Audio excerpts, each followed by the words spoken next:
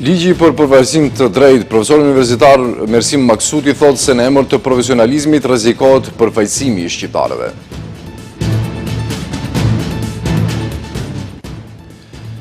Ligji për përfaqësim të drejtë, temë debati edhe në kuvent, opozita pyet se kush është lizat e ligji i përfaqësimit në fjalë. Zgjedhjet lokale, Afrim Gashi thotë se brenda Vlenit mbizotron unitet, ndërkaq që Salim Murat nga Fronti Evropian thotë se në këtë koalicion pra janë fitues absolut.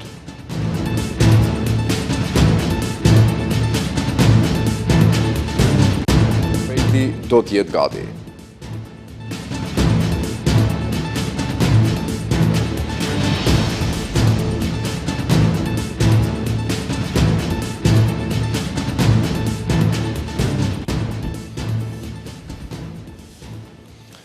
Përshëndetje të nderuar shikues. Mersim Maksuti thotë se i cili pra është një ndër antarët e grupit punues të rreth ligjit për përfaqësim të drejtë adekuat, thotë për televizionin Shenja se në emër të profesionalizmit shqiptarët rrezikohen të përfaqësohen në institucionet publike. Sqaron se përfaqësimi i qytetarëve në bazë të përgatigjeve të tyre etnike është një drejtë kolektive e tyre, ndërsa profesionalizmi në këtë rast është dytësor. Maksuti thotë se një ndër vërejtjet kryesore për këtë ligj është mungesa e elementit sanksionues. Në emër të profesionalizmit, shqiptarët rrezikohen të përfaqësohen në institucionet publike. Kështu ka deklaruar për televizionin Shenja profesori dhe njëherësh i njëri ndër antarët e grupit punues rreth ligjit për përfaqësim të drejtë dhe adekuat, Mersim Maksuti. Megjithatë, profesori thotë se përfaqësimi i drejtë dhe adekuat është vlerë, duke shtuar se është njëra ndër vlerat më të rëndësishme të rendit kushtetues, madje siç tha, njëra ndër vlerat kryesore të ndërtimit të këtij shteti që lidh bashkëjetesën.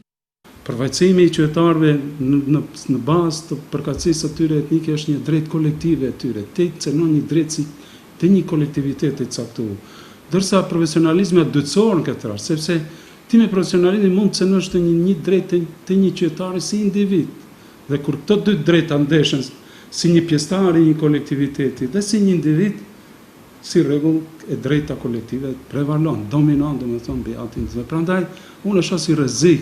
Profesor Maksuti thotë se rastet e fundit që kemi me konkurset, ku numri i shqiptarëve të punësuar është simbolik ose zero, është një dëshmi se në emër të profesionalizmit ne rrezikojmë përfaqësimin e shqiptarëve në institucionet publike. Një ndër vërejtjet kryesore për këtë ligj, profesori Maksuti theksoi se është mungesa e elementit sanksionues. Ka vërejtje të veta, dhe mund të diskutojmë disa aspekte. Si ajo që vërejtja kryesore që bën nëse shifni i mungon komponenta e elementi sanksionues, domethënë nuk i sigurohet mbrojtje juridike, pra nuk parashifet me ligj ndonjë sanksion. Sanksione janë të natyrës kundërvajtëse, e cila do të dëshkonte të gjithë zyrtarët publik, njerëzit që janë kompetent për zbatimin e ligjit, që ato të kenë një lloj detyrimi para ligjit për zbatimin e ligjit praktik, shifni. Dhe kjo është e vërejtja kruciale, bazike që e kam të ligji.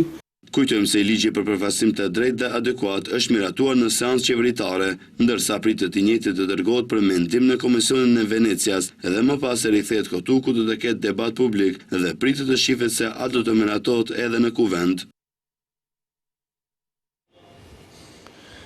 Ligji për përfaqësim të drejtë adekuat ishte temë diskutimi edhe në seancën për pyetje të deputetësh në kuvent. Deputeti Elmi Aziri, duke ironizuar situatën me ligjin, kërkon lizën, pasi thotë se jetojmë në botën e çuditërave. Aziri tha se ka tendencë që ligji për përfaqësim të drejtë adekuat të shndrohet në ligj për mos përfaqësim të drejtë adekuat. Ministri i Administratës Publike Goran Minçev e kujton Azirin se ka qenë partneri i tyre i koalicionit BDI, që ka thënë se balancuesi është keq përdorur. Deputeti i Frontit Evropian Elmi Aziri kërkon lizën pasi thotë se po jetojmë në botën e çuditërave.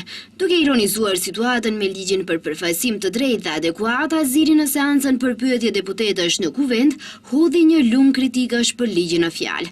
Sipas tij, me aq sa ka arritur të shohë, ky ligj ka mungesë të garancës për zbatimin efektiv të saj, ka mungesë të garancisë së përfaqësisë etnike, mungesë mekanizmave mbrojtës dhe detyrues, mungesë të sanksioneve për respektimin e tij dhe ka një tentativë për ta zvarritur në pafundësi formën e trupave koordinues dhe të komisioneve.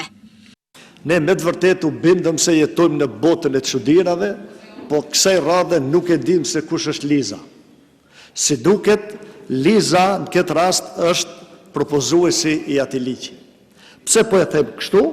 Për shkak se ky propozim paraqet një tendencë për sofistikim, paraqet një tendencë për manipulim dhe paraqet një tendencë për mbylljen e syve të opinionit ndaj një tendence që ligjin për përfaqësim të drejtë dhe adekuat ta shndrojmë në ligj për mos përfaqësim të drejtë dhe adekuat. Duke u përgjigjur deputetit Aziri, Ministri i Administratës Publike Goran Minqev shprehet se nuk është në rregull që prej tani të thuhet se ligji nuk do të përdoret. Unë si ministër që në konferencën e parë kam thënë se ligji do të respektohet, sepse shoh që ky është qëllimi juaj, më duhet ju kthej pas në vitin 2023 në seancë qeverie, partneri juaj koalicionit BDI kishte qëndrimin se balancuesi si mjet për përfaqësim të drejtë të bashkësive etnike është keqpërdorur dhe tashmë është me afat të skaduar, që do të thotë se duhet të gjendet zgjidhje e re. Të martën ligji për përfaqësim të drejtë u miratua në qeveri, pas çka u njoftua se ligji tani shkon në Komisionin e Venedikut.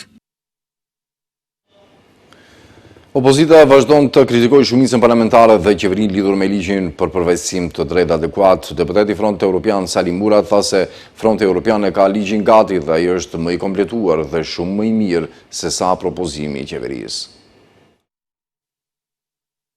Opozita vazhdon të kritikojë shumicën parlamentare dhe qeverinë lidhur me ligjin për përfaqësim të drejtë dhe adekuat. Deputeti i Frontit Evropian Salim Murat ka thënë se ligji i miratuar në qeveri është i pakompletuar dhe se nuk e mbyll problemin me përfaqësimin e drejtë. Ai tha se trupi koordinues që do ta mbikëqyrë sipas ligjit të qeverisë përfaqësimin e drejtë dhe adekuat nuk ka pavarësi institucionale, nuk ka buxhet vetanak dhe nuk ka mekanizma për ndëshkim në rast që ligji në fjalë nuk respektohet. Sipas deputetit, qeveria nuk ka nevojë ta dërgojë propozimin e tyre për mendim në Komisionin e Venedikut, nëse janë të sigurt se është zgjidhje më e mirë dhe e kompletuar. Në të kundërton, sipas deputetit, qeveria nuk u beson ekspertëve që vetë i ka angazhuar. Deklaroi se Fronti Evropian e ka ligjin gati dhe ai është më i kompletuar dhe shumë më i mirë se sa propozimi i qeverisë. Murat thotë se në ligjin e miratuar në qeveri nuk është përcaktuar fare as përbërja e trupit koordinues që sipas Frontit Evropian duhet të jetë multietnike.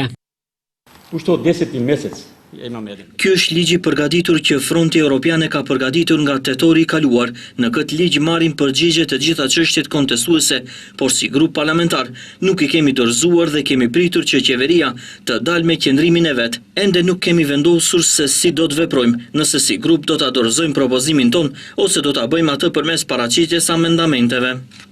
Kritika të vazhdueshme për ligjin për përfaqësim të drejtë dhe adekuat nga dita e miratimit të ligjit në qeveri kanë lëshuar edhe Bashkimi Demokratik për Integrim, Aleanca e Zjadin Selës, por edhe Aleanca e Arben Taravari që gjithashtu kanë reaguar edhe sot duke zbuluar mangësitë e ligjit në fjalë, ndërkaq nga vlen në vazhdimsi thonë se kanë arritur që brenda një viti të bëjnë atë që subjektet tjera politike nuk kanë arritur ta bëjnë brenda 22 vitesh. Edhe Vleni edhe Fronti Evropian janë të bindur se do t'i fitojnë të gjitha komunat në zgjedhjet lokale të vjeshtës. Të dyja koalicionet janë duke bërë kalkulimet e fundit për të shpallur kandidatët. Sa më shumë afrohet data, aq më shumë partitë politike përsërisin frazën se do të jenë fitues absolut të zgjedhjeve lokale. Kryeparlamentari Afrim Gashi pas takimit me gazetarët tha se brenda koalicionit Vlen atmosfera është fantastike dhe se po përzgjidhen kandidatët më të mirë. Gashi tha se në logo të koalicionit Vlen në këtë zgjedhje do të paraqiten edhe kandidat mbi partjak që vijnë nga sektori civil dhe ai i biznesit. Mohoi se brenda këtij koalicioni ka pakënaqësi rreth ndarjes së kandidaturave në komunë të caktuara. Ju them me përgjegjësi të lartë se raportet brenda koalicionit Vlen janë të shkëlqyeshme, punohet në një ambient shumë pozitiv, përgatiten për zgjedhjet lokale dhe unë jam shumë i bindur se do të ketë efekt pozitiv. Gjithçka që flitet jashtë kësaj ka të bëjë me politikën ditore. Deputeti i Frontit Evropian Salim Murat tha se brenda Frontit Evropian vetëm dihen disa emra që do të garojnë në këtë zgjedhje, të cilat sipas tij do të fitohen në mënyrë absolute nga koalicioni opozitar. Tha se janë në përfundim anketat dhe matje që po bëhen dhe se Fronti Evropian po përzgjedh kandidaturat më të mira për garën e zgjedhjeve lokale. E them hapur Ne do t'jemi fituesit absolut zgjedhjeve, nuk përjashtohet mundësia që t'i fitojmë të gjitha komunat. Këtë e thonë edhe matjet në terren. Jemi duke munduar të zgjedhim emrat më të mirë dhe më të pranueshëm. Jemi të hapur. Atmosfera është briliante, si koalicion do dalim me listat përbashkëta në gjitha komunat. Detajt dhe emrat konkret kandidatëve do të zbulohen brenda pak javësh. Kur jemi tek zgjedhjet lokale, vlen të potencohet se aktualisht në spektrin politik shqiptar janë dy bloqe, pozita dhe opozita, dhe opsioni i tretë është aleanca e Arben Taravarit, e cila doli nga koalicioni Vlen dhe aktualisht është në bisedime me Frontin Evropian. Grupi parlamentar i Partisë Levica ka njoftuar se do të paraqesin interpelancë për shkarkimin e kryeprokurorit Ljupsho Kocevski. Në sqarimin e tyre thonë se kjo interpelancë është dorëzuar në bazë të 4 ankesave serioze që kanë të bëjnë me hetim selektiv, ndikim politik, kaos institucional dhe ignorim të korrupsionit.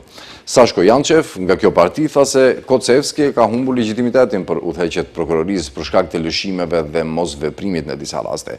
Jançev thotë se si bazë për ngritjen e interpelancës është marrë dhe hetimi selektiv me rastin e Koçanit. Sipas Levicës, Kocevski është përgjegjësi kryesor për situatën dhe se sipas ligjit ai duhet të përgjigjet dhe të jap llogari në kuvend para deputetëve. Ljupsho Kocevski është personalisht përgjegjës për situatën në prokurori në përputhje me nenin 27 paragrafi 1 të ligjit për prokurorin publike. Ai është i detyruar të përgjigjet dhe të jep llogari para parlamentit. Një 19 vjeçar nga Maqedonia e Veriut u mbyt të martën pas ditën e plazhin qendror të Hanjotit në Halkidiki, raportoi Halkidiki News. Një vullnetar nga Kryqi Kuqgrek njoftoi se i riu pësoi atak në zemër pas mbytjes në rrethana që ende nuk dihen. Ndërhyrja e shpëtimtarit ishte urgjente, i cili me ndihmën e notarëve nxorri të riun nga deti dhe filloi menjëherë procesin e reanimacionit duke përdorur një defibrilator të jashtëm automatik. Siç raportuan mediat, autoambulanca mbriti menjëherë, por pavarësisht përpjekjeve mbinjerëzore të gjithëve, i riu nuk u shpëtua.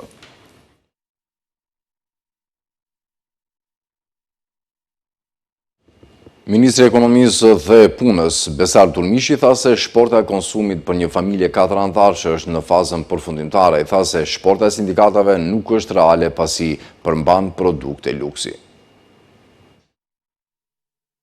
Shporta konsumatore e cila duhe i ti parashite shpenzimet mujore për një familje 3 anëtarëshe ka ndryshuar. Tani do t'i parashe shpenzimet për një familje 4 anëtarëshe. Ka njoftuar Ministri i Ekonomisë dhe Punës Besar Durmishi. A i tha se shporta është në fazën përfundimtare dhe pas verifikimit të përfaqësueshmërisë së sindikatave. Në seancën e parë të Këshillit Ekonomiko-Social do të vendoset në rendite. E dim që është në përfundim formimi i Këshillit Ekonomiko-Social. Shporta konsumatore tashmë është në fazën përfundimtare. Në momenti që do të formohet ky këshill, ajo do të jetë e disponueshme edhe për partnerët tanë social, për mediumet dhe për qytetarët.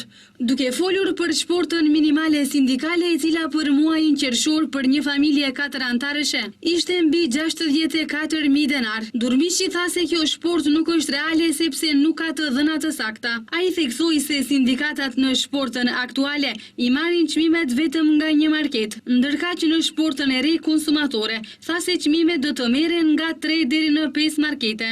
Shporta konsumatore sindikatave nuk është reale, prandaj po përgatisim një shport që do të jetë e përshtatshme, me të dhëna reale dhe realisht do të jenë në njohuri qytetarët se sa shpenzime mujore do t'i kenë të nevojshme për një familje 4 anëtarëshe. Kjo shport nuk është reale sepse numrat nuk janë të saktë. Një pjesë ushqimeve dhe pijeve kanë vendosur produkte që nuk i takojnë asaj periudhe kohore ose nuk i takojnë asaj shporte.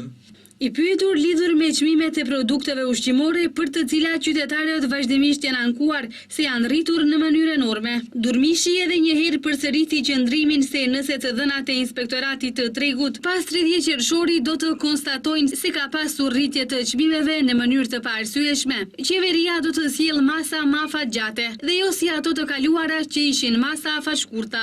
Ndryshe, shporta minimale sindikale e publikuar ditë më parë për muajin qershor arriti në 64.698 denar, duke shënuar rritje për 790 denar, krahasuar me muajin maj.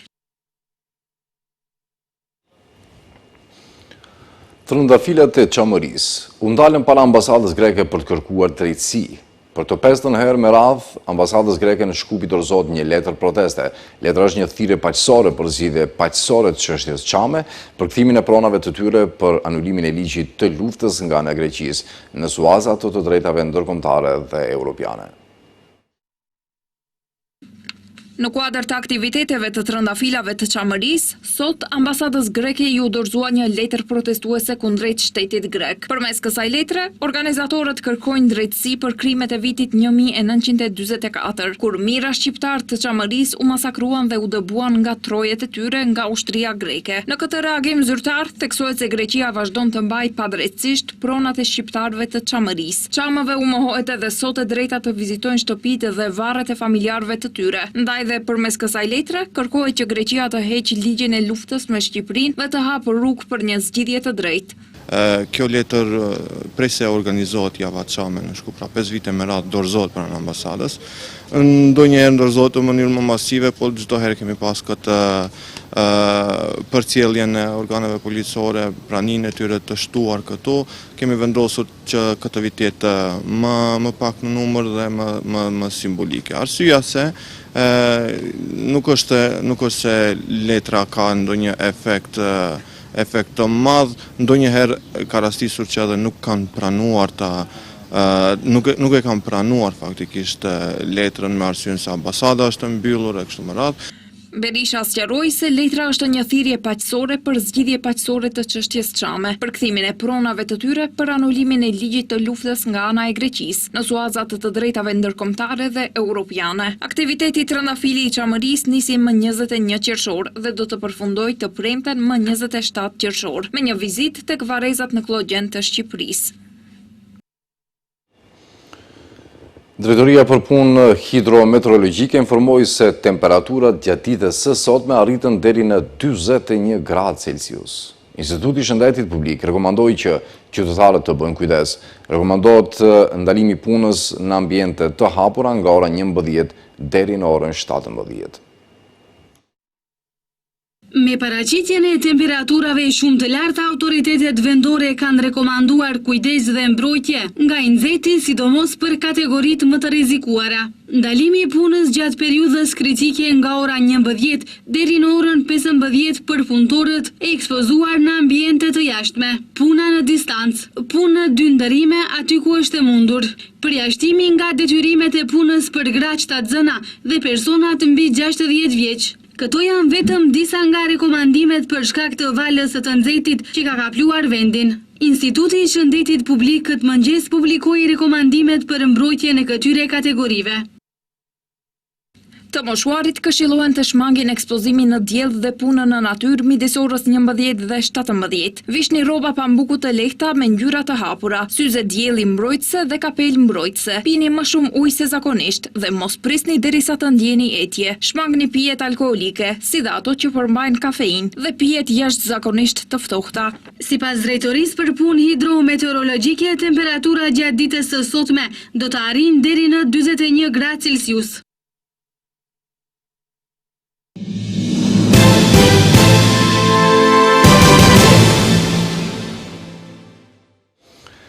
Vazhdojmë me lajmet. Presidenti amerikan Donald Trump ka folur për Kosovën të paktën 3 herë kohë të fundit. Para ca ditësh tha se ka merituar Nobelin kur ka arritur marrëveshje në Washingtonit dhe disa marrëveshje tjera.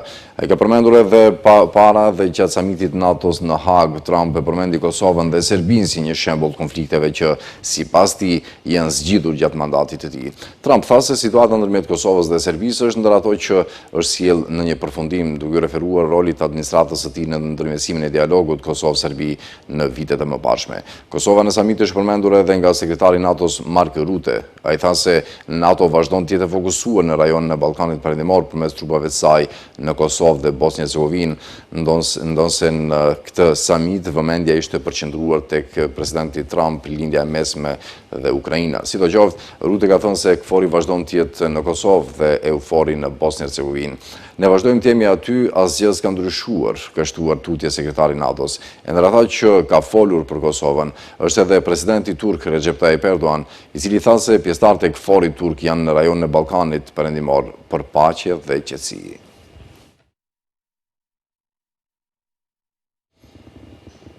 Qeveria e Serbisë nuk shpall zgjedhje të parakohshme parlamentare deri më 28 qershor në mbrëmje. Studentët protestues paralajmërojnë masa të forta të mosbindjes civile në mbar vendin.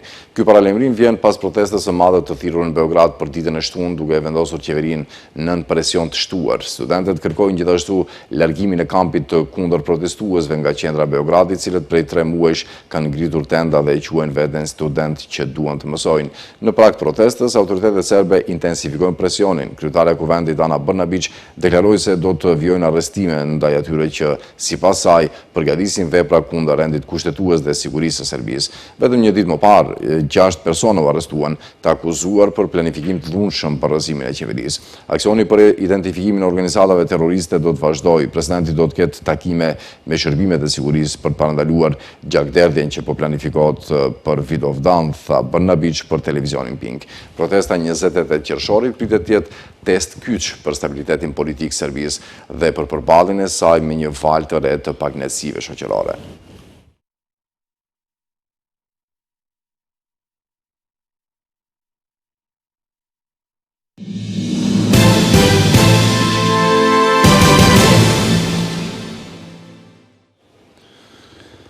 Kamionët me ndihma të OKB-s hynë në rripin e Gazës përmes pikës kufitare Zikim të kontrolluar nga Izraeli. Fondacioni humanitar i Gazës, i mbështetur nga SBA-ja, filloi të vepronte më 27 maj në qendra zgjedhura, duke anashkaluar OKB-n dhe organizata të tjera jo qeveritare. Dhjetra njerëz të gjitha moshave vriten dhe plagosen çdo ditë në Gaza, teksa përpiqen të sigurojnë ushqim nga ky fondacion. Sulmet izraelite vazhdojnë dhe vetëm në 24 orët e fundit u vranë të paktën 100 palestinesë, përfshirë shumë që kërkonin ndihmë ushqimore dhe qindra të tjerë u plagosen. Komuniteti ndërkombëtar bën thirrje për hetim pavarur mbi vrasjet e civilëve pranë vendeve të ndihmës në Gaza. Që nga tetori i vitit 2023, ushtria izraelite ka vrarë mbi 56.000 palestinesë, shumica prej tyre gra dhe fëmijë.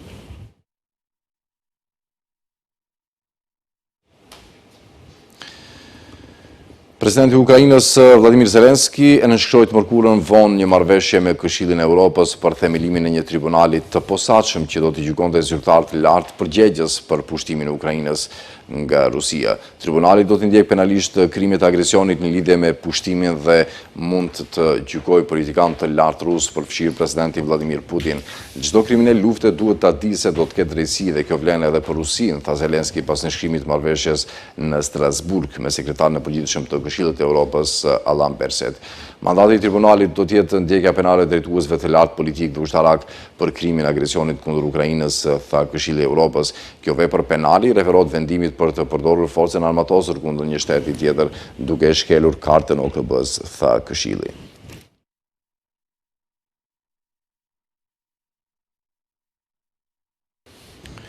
Ishte kjo tëra për këtë edicion të lajmeve, të nderuar shikues, faleminderit që na ndoqët dhe mirupafshim.